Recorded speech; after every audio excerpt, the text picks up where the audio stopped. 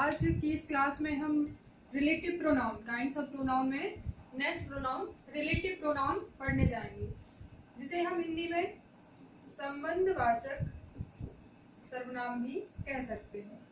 संबंधवाचक, संबंध, रिलेशन शब्द से बना है रिलेटिव प्रोनाउन, जिसे हिंदी में हम संबंधवाचक सर्वनाम कहते हैं। तो देखिए इसका यूज क्या है। जब किसी प्रोनाउन या नाउन का हम किसी के साथ रिलेशन बताते हैं या उस वर्ब के साथ कोई रिलेशन बताते हैं, तब वहां पर रिलेटिव प्रोनाउन होता है। इसे हम कह सकते हैं a word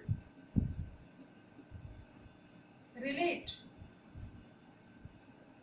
to the nearest subject और ऑब्जेक्ट। यहाँ पे हम ध्यान देंगे a word relate to the nearest subject और ऑब्जेक्ट। किसी सेंटेंस में जब ऐसे वर्ड्स जो रिलेटिव वर्ड प्रोनाउन की कैटेगरी में आते हैं, उन वर्ड्स से वहां उस सेंटेंस का सबसे पास वाला नियरेस्ट सब्जेक्ट या ऑब्जेक्ट को डिफाइन किया जाता है या उसके बारे में रिलेशन बताया जाता है रिलेटिव प्रोनाउन के साथ, तब वह वर्ड रिलेटिव प्रोनाउन कहलाता है। तो हम देख लेते हैं कि रिलेटिव प्रोनाउन में किस तरीके के वर्ड्स आते हैं। जैसे कि हु मतलब होता है आपका जो, ऐसे अर्थ में इसका यूज करते हैं जो, और ये हमेशा पर्सन के लिए यूज होता है। पर्सन, व्यक्तियों के लिए हु का यूज किया जाता है। विच का मतलब भी होता है जो या जिस, जो या जिस। तो इसका यूज थिंग्स को डिफाइन करने के लिए करते हैं या वस्तुओं को डिफाइन करने के लिए कहते हैं। होम, जिसे या जिससे, जिसे या जिससे। तो ये भी पर्सन के लिए होता है। अब हम यहाँ पे देखें हूम और हु दोनों पर्सन के लिए होती है, तो आगे मैं सेंटेंस में आपको क्लियर करूंगी। तो यहाँ पे थोड़ा सा देख लेते हैं। हु जो होता है वो सब्जेक्ट से रिलेटेड होता है और हुम जो होता है वो सेंटेंस में ऑब्जेक्ट से रिलेशन रखता है। आगे सेंटेंस में देखते हैं किस तरीके से इसका यूज होता है। तो यहाँ पर होम, जिसे या जिससे। इसके बाद वेयर, जहां, जहां को सुन के और वेयर को सुन के ही पता लगता है कि ये प्लेस या स्थान के लिए इसका यूज किया जाता है। वेयर, जहां, स्थान के लिए यूज करते हैं। इसके बाद when, जब, ये टाइम के लिए, समय के लिए यूज किया जाता है। हु पर्सन के लिए, विच थिंग्स के लिए, होम जिसे जिससे, ये भी पर्सन के लिए, वेयर जहां, प्लेस के लिए, और when जब, टाइम के लिए। इसके बाद कुछ और वर्ड्स देखते हैं। ये आप अच्छे से ऑब्जर्व कर लीजिए इन सारे वर्ड्स को, और इसके बाद मैं आगे के वर्ड्स आपको बताती हूँ। whose, जिसका, जिसका या जिसकी। ये भी पर्सन के लिए यूज होगा, सब्जेक्ट को आइडेंटिफाई करेगा, पर्सन के लिए होता है। यहाँ पर और भी वर्ड्स देखें। व्हाट, जो, ये मैटर्स या स्थिति, सिचुएशंस, ऐसी चीजों के लिए व्हाट का यूज किया जाता है। तो ये कुछ खास वर्ड है। कुछ और भी वर्ड्स हैं जो मैं आपको सेंटेंस के माध्यम से समझाऊंगी। यहाँ पर जो जितने वर्ड हमने देखे हैं उनसे कुछ सेंटेंस समझ लेते हैं।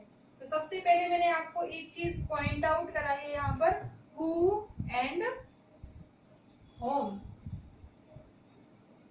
हु एंड होम दोनों पर्सन के लिए यूज होता है। तो यहाँ पे मैंने आपको बताया नियरेस्ट सब्जेक्ट के लिए, और यहाँ पे मैंने आपको बताया नियरेस्ट ऑब्जेक्ट के लिए।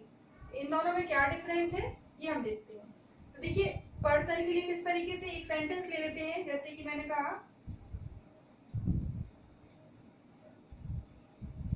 Sheila, Sheila is a good girl, Sheila is a good girl. She lives in Indore. यहाँ पे देखिए ये जो शी वर्ड यूज हुआ है वो शीला के लिए यूज हुआ है। ये सबने प्रोनाउंस में पढ़ा है अच्छी तरीके से कि Sheela is a good girl, Sheela एक अच्छी लड़की है और शी लिव्स इन इंदौर, वह इंदौर में रहती है। तो यहाँ पे हम गौर से देखें तो गर्ल के लिए शी का यूज हुआ है। तो यहाँ पर गुड गर्ल और शीला एक ही व्यक्ति है, शीला अच्छी लड़की है तो शीला और गुड गर्ल एक ही पर्सन हुए। तो यहाँ पे हम देखें ये गुड गर्ल जो शीला है वो ऑब्जेक्ट का काम कर रही है और यहाँ पर ये सी सब्जेक्ट का काम कर रहा है। तो थोड़ा सा कंफ्यूजन है, इसको ऑब्जेक्ट माने कि सब्जेक्ट माने। तो इसी कंफ्यूजन को हटाने के लिए रिलेटिव प्रोनाउन का निर्माण हुआ है। इस सेंटेंस को अब हम इस तरीके से लिख सकते हैं that Sheela is a good girl, और अभी हमने पढ़ा है पर्सन के लिए हु का यूज करेंगे। तो शीला यहाँ पे सब्जेक्ट है इसलिए हु से आइडेंटिफाई किया जाएगा। हु, और भी आगे बढ़ा रहे हैं सेंटेंस को, लिव्स इन इंदौर, इस तरीके से।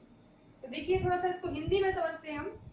Sheela is a good girl who lives in Indore. Who यहाँ पर आपका रिलेटिव प्रोनाउन का काम कर रहा है और जैसा कि मैंने बताया नियरेस्ट सब्जेक्ट, तो नियरेस्ट सब्जेक्ट कौन है यहाँ पर, गर्ल है। तो इसी के बारे में आइडेंटिफाई वो कर रही है।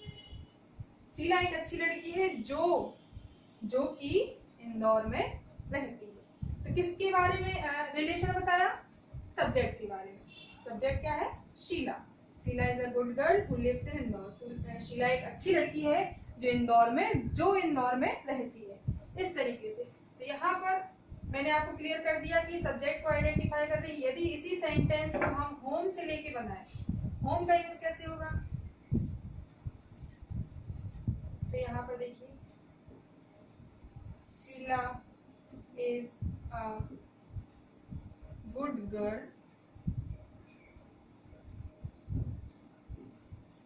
यू वर टॉकिंग हर, या टॉकिंग टू हर, इस तरीके से। तो देखिए यहाँ पर आप ध्यान से, Sheela is a good girl you were talking her, Sheela एक अच्छी लड़की है आप उससे बात कर रहे हैं।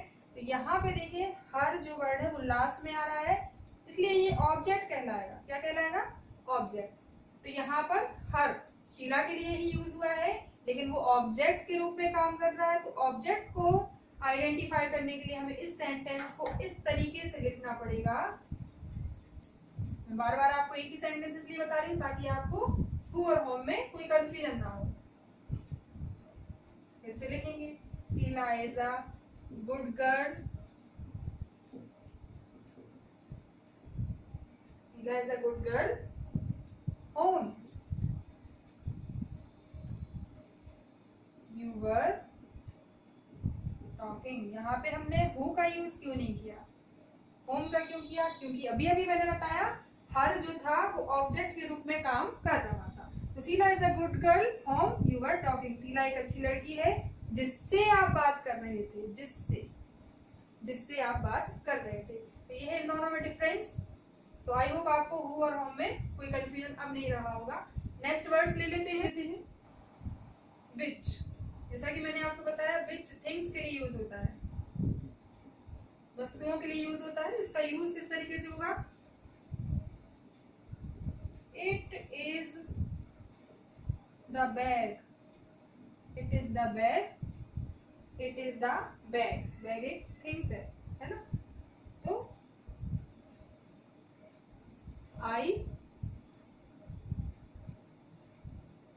बॉट yesterday, देखिए मैंने लिखा है it is the bag I bought yesterday। यह वह बैग है जो मैंने कल खरीदा था। तो इट इज द बैग विच, क्योंकि बैग क्या है, वस्तु है, थिंग्स है, इसलिए विच। और नियरेस्ट थिंग है, नियरेस्ट नाउन है, नियरेस्ट सब्जेक्ट है, तो इसके लिए हमने विच का यूज कर लिया। यह वही बैग है जो मैंने कल खरीदा था, इस तरीके से। when टाइम के लिए यूज होता है, समय के लिए, है ना। तो it was 2005, वह 2005 ईयर था या 2005 का वर्ष था। I was born, है ना। It was 2005 when, क्या आ जाएगा यहाँ पे, when, क्योंकि ये टाइम है, nearest time. It was 2005 when I was born, वह या यह 2005 ईयर था जब, और ये क्या है, टाइम है, जब मैं पैदा हुआ या पैदा हुई। तो इस तरीके से It was 2005 when I was born, वह 2005 था जब मैं पैदा हुआ या हुई, इस तरीके से। Where प्लेस के लिए यूज होगा, कैसे होगा,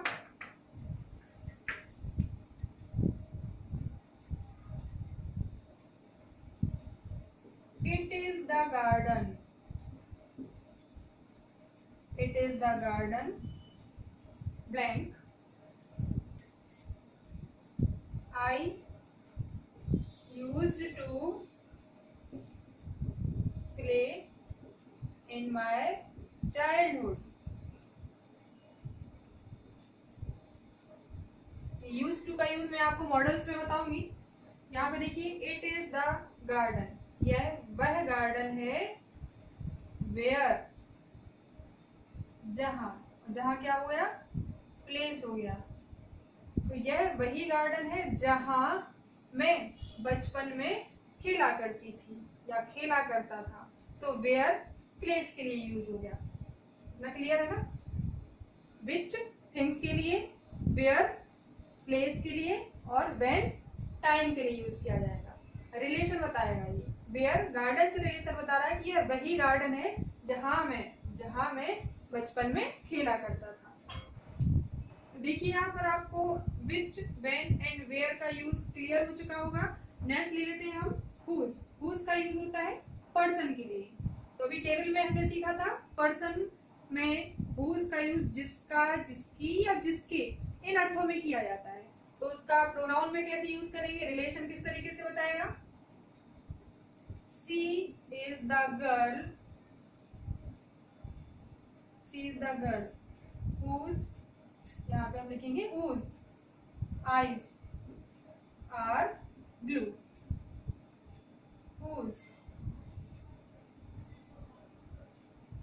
हुज जिसकी, यहाँ पे क्या अर्थ में कर रहा है, जिसकी, है ना। She is the girl whose eyes are blue, यह वही लड़की है जिसकी आंखें नीली है। तो जिसका, जिसकी के अर्थ में हुज का यूज करेंगे। ये थे हमारे रिलेटिव प्रोनाउन। अब एक बार थोड़ा सा रिमाइंड कर लेते हैं कौन कौन से वर्ड होते हैं रिलेटिव प्रोनाउन में। यहाँ पे कुछ वर्ड्स लिखे हुए हैं, which, when, where, whose, who, what. इस तरीके से ये सारे जो वर्ड्स हैं वो रिलेटिव प्रोनाउन की कैटेगरी में आते हैं। और होम, इनका हम रिवीजन कर चुके हैं। इन सारे वर्ड्स से आपको सेंटेंस बनाने हैं और नियरेस्ट सब्जेक्ट या नियरेस्ट ऑब्जेक्ट को रिलेट करते हुए आपको रिवीजन करना है। तो ये था रिलेटिव प्रोनाउन। तो अभी तक जितने भी प्रोनाउन, काइंड्स ऑफ प्रोनाउन हमने पढ़े हैं उनका अच्छी तरीके से रिवीजन करिए।